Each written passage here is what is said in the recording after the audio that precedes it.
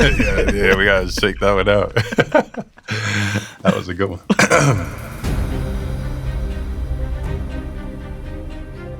Hey, what's going on, everybody? For First We Feast, I'm Sean Evans, and you're watching Hot Ones. It's the show with hot questions and even hotter wings. And today we're joined by Jaylen Brown.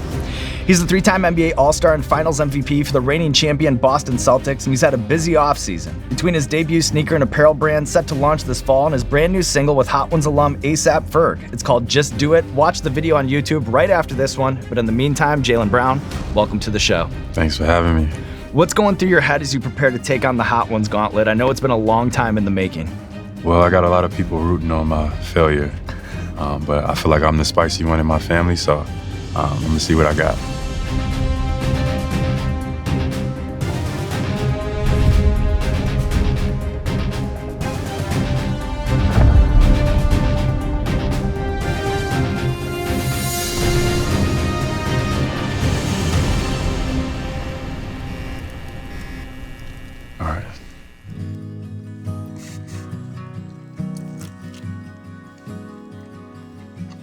All right.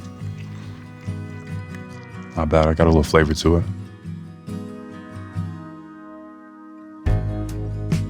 So I want to congratulate you on what I'm sure has been a joyous offseason, bringing another title back to the Boston Celtics and then a finals MVP to boot. Now that the target is fully on your back and the Celtics go from a team hunting a title to now the ones being hunted, is there a difference in your mindset going into this next season? I think so. Yeah, I think the pressure and the expectation level needs to be raised. I think right now, human nature kind of seeks in once you win and makes you kind of relax. Complacency, yeah. So we got to fight that. And at the celebratory parade, you wore a State Your Source shirt, as a check to Stephen A. Smith, speculating on your marketability. How do you think your relationship with media narratives has evolved over the course of your career?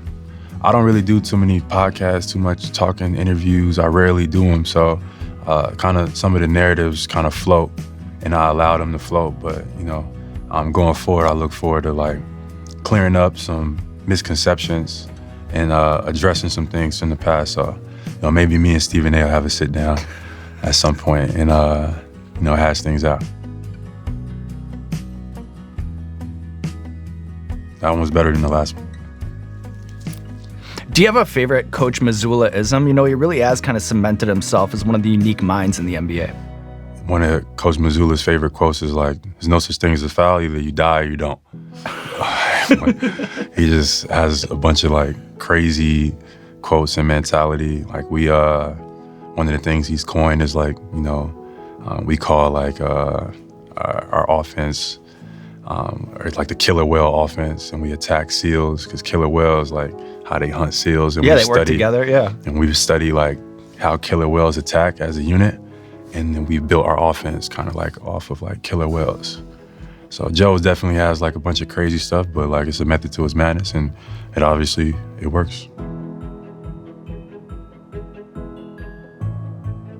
Sheesh.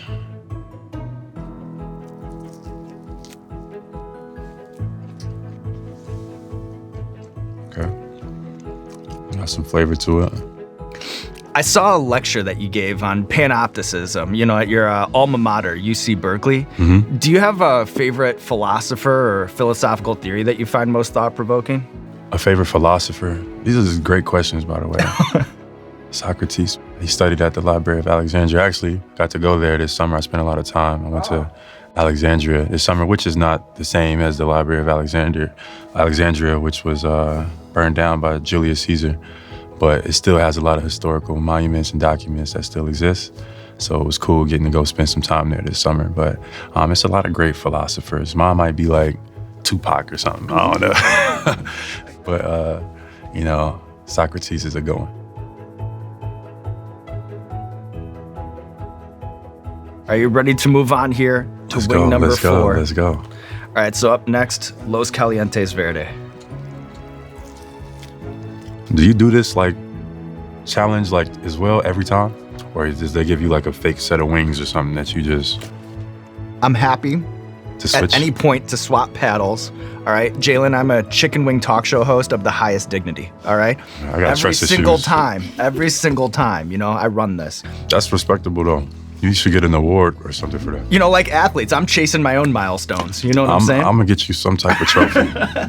We're gonna figure that out. If Complex doesn't get it done for you, I know. I'll get it done for you. All right, thanks, Jaylen. I know you'll come through. Yes, sir. So I read that you were taking a robotics class at MIT when you heard the news that you'd secured the largest contract in NBA history. Are you optimistic about the future of AI and machine learning, or do you fear an inevitable robot uprising? I'm on the optimistic side. You know, I think technology is a great way to make the world more efficient. I definitely think ethics should be something that should be maintained as technology advances, because there's no governance as we continue to make new things. You know, technology is dope. I'm super into it, and I can't wait to be able to give it to communities that can benefit the most from it. As an athlete, what do you see as the pros and cons of advanced stats, analytics, and the way that data is shaping so much of the landscape in professional sports these days? Being able to cross over between sports, technology, analytics, data definitely leads to good results. I'm a big believer in the eye test. I'm a big believer in just a feel. I'm a big feel guy. I trust the numbers, but if a guy's hot or if a guy's got it going, the numbers and the system, it don't matter. You gotta feed the hot hand. So, it's just a balance, and some people have better feels than others.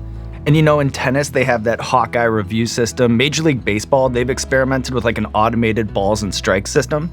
Would you invite an AI system that could maybe make the call between a block and a charge on the court? That would be tough. I don't know. I don't know how that would go over, but I'm open to exploring that. The NBA is definitely, pushing this, having all these different type of wearables and stuff, because there's so much economic value in collecting data for an organization, for a league, or for an individual. So it's important for our players to protect our data, but also, if we feel comfortable enough, license it so we can help further and grow the game. Halfway, this is 5.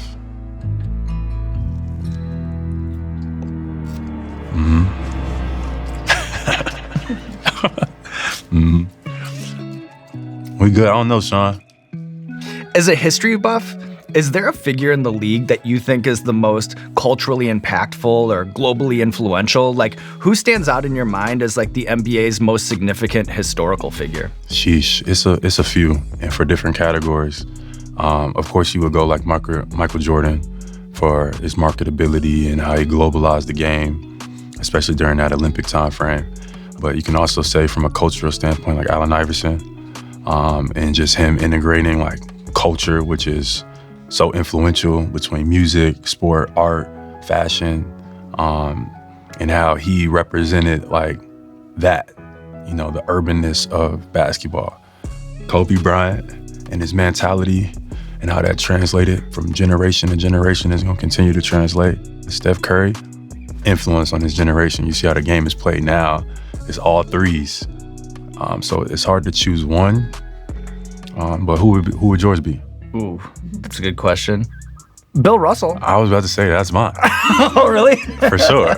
Did we just become best friends? I think we just became best friends. Not just in sports being the most winningest player, but how he seen his influence beyond an athlete or an entertainer. A lot of the guys just want to keep it, sports and basketball. Mm-hmm. But I think, our value, our influence goes beyond. It depends on if we want to use it or not. That's it.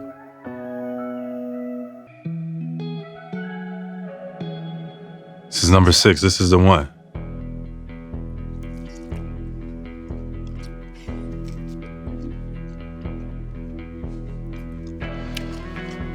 Okay. Who are the ones that stopped at 6? Not a single athlete. I got a bunch of doubters. Some are in this room. some Raise haters. They think because I do the spicy food, and they be like, "You're not gonna make it through hot ones." That's been an ongoing thing. You'll have the last laugh here. Yeah, for sure. But I felt a little something, a little twang. Little something, yeah. Do you feel any sense of validation, being so ahead of the short shorts trend that's now back in style in the NBA? Because I understand that you were on that wave since before junior high. Yeah. When I was in high school, I definitely wanted to stand out a little different, a little more, and I started folding my shorts up. People give me credit for it, but it's also a lot of guys who was doing that as well. At the time when I was doing it, I was probably at the most clout or whatever. But, fast forward, it's become, a more of a common thing, So I always encourage people to do what makes them feel the most expressive. And, we're born to kind of stand out. So don't be afraid to be unique. Don't be afraid to be yourself. And don't be afraid to think for yourself. That's most important. Wing number 7. That's my favorite number. What's your favorite number? 5. It was a former Cal alumni that wore number 5. Maybe you would know. Trivia question right here. Oh, put me on the spot. Cal alumni. Cal alumni. NBA champ. Jason Kidd. There you go. There we go.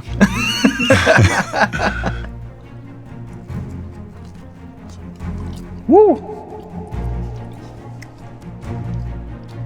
I think I felt that one. Yeah, this is a different level. And this one's immediate, yeah. Yeah, I might have to shake that one out a little bit. I felt that one. Yeah. When you think about your transition, from Cal to the Boston Celtics, do you remember your first, welcome to the NBA moment? Yeah, when that first check hit your bank account. You're welcome.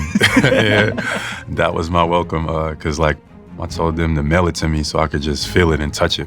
I wanted to see my first check. I wanted to feel it in my hand. The first check that I got was $182,000 or something like that. And I was I remember seeing that as a 18-year-old coming from a single parent household and I just see 180,000 just hit in the first check. I was like, all right, welcome to the NBA. Do you have an all-time favorite buzzer beater from your career? Definitely in the finals, game 3. We were in Dallas. We were up 2-0.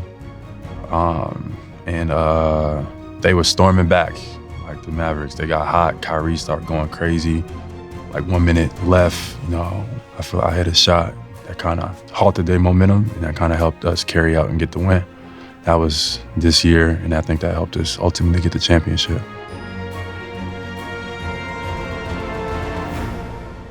This is number 8. Why you don't start doing that? I gotta trust you. Obviously.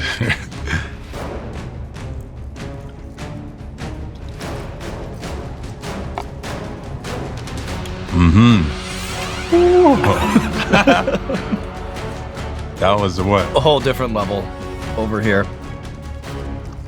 Yeah, that one was the one. That one was the one right there. No, I ain't gonna take Satisfied Peanut Gallery over here. Yeah, They're liking this. Nah, yeah.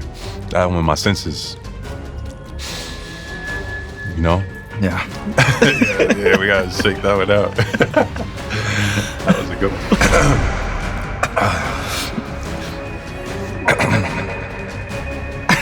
I'm gonna hiccup, by the way. You seem to have a unique take on scouting. I know. My lips. Yeah. It's my lips. You and me both, same page. Feeling my lips now. And breaking down game film. What does it mean to study a player's rhythm? And is there a player that has the most unique flow on tape? Yeah. Being an elite defender, you gotta study a guy's rhythm. It's a rhythm and a cadence to how people play.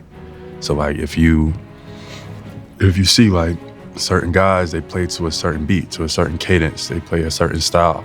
And if you know their style, you can time what they're gonna do next because you know the rhythm and the BPM that they kind of play at. Luka has a unique rhythm.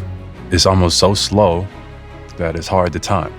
Kyrie has a unique rhythm as well, very one of one. So his moves and his cadences is sometimes it's very, very hard to time. He has a lot of counter moves. He can go and pivot off both feet. He can shoot with both hands. He can drive both directions, which makes his rhythm a lot harder to track. Some guys only go right, some guys only go left. Some guys have 2 moves that they go to. So I look at, basketball as like poetry in motion, which is music. And everybody is playing their own song, and everybody samples from different artists and they playing their own song. And if you want to stop them, you gotta study their rhythm. You gotta learn when their beat is about to drop.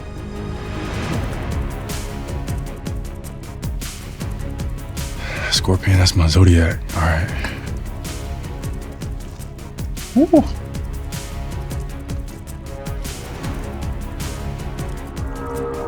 Stick. Yes, sir. Mm-hmm. All right.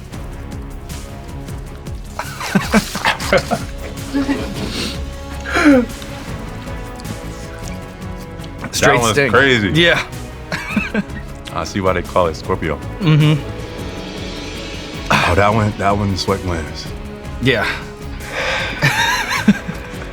Opening up here. That was good. So I know that you have a love of chess that traces all the way back to your youth as captain of your middle school chess team. Do you have a favorite opening or a most satisfying chess win? I was a big gambit guy. Those who know what can somebody get the AC or something? You a pro. There's no sweat coming down.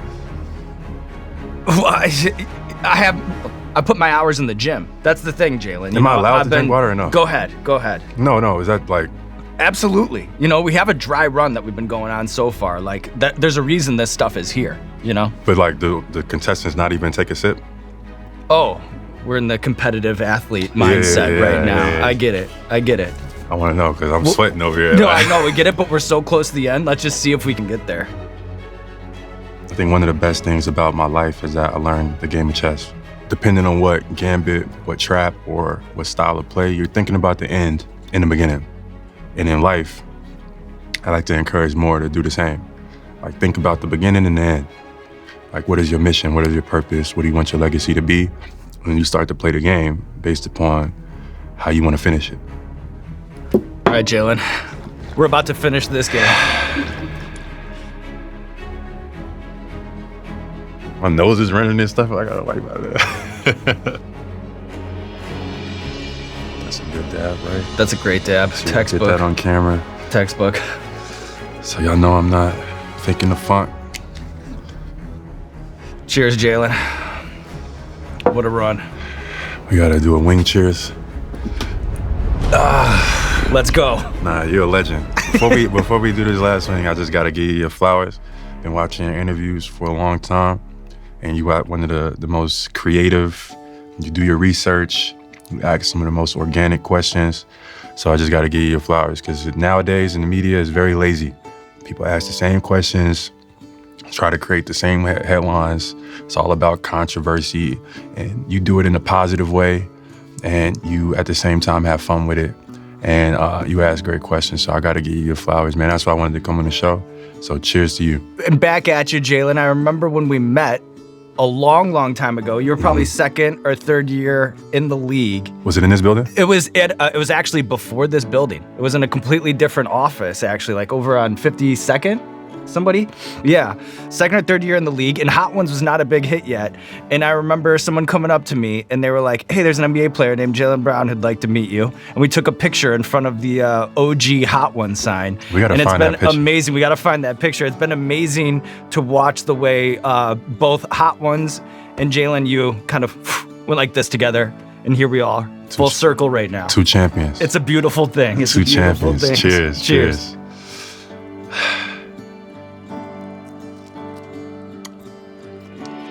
Woo! I know. But the wings of death are behind us. You've conquered. You've poster dunked on the Hot Ones gauntlet. And to close things out with the NBA season just a few weeks away, what I want to do are some way too early predictions for the 2024-25 campaign, all right? And we'll begin with this one. Name a team that was mid or didn't make the playoffs last year that you think will take the biggest step forward this year. Memphis. Give us a star that you most want to see in the dunk contest. Zion. And then finally, the Boston Celtics will win back-to-back NBA Finals if... You stay healthy.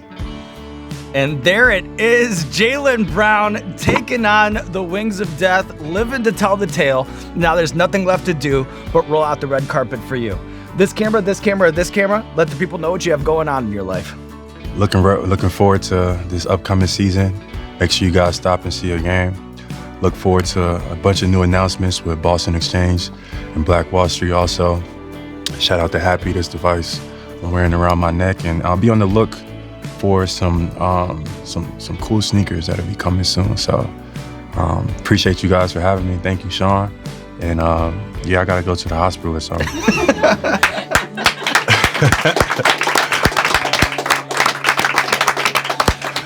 That was Great job. That was great.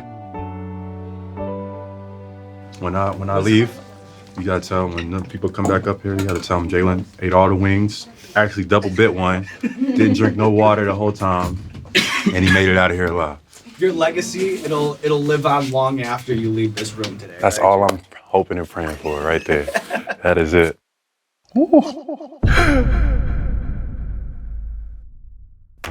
Hot Ones fans, Sean Evans checking in to remind you, new season means new sauces. And if you'd like to live the experience of season 25, you can do it right now with the Hot Ones. What do we call this? With the brand new Hot Ones Season 25 10-pack. Heatness.com, heatness.com, that's heatness.com to get your hands on the Season 25 Hot Ones Hot Sauce Gauntlet. Get them while they're hot, and be careful around the eyes.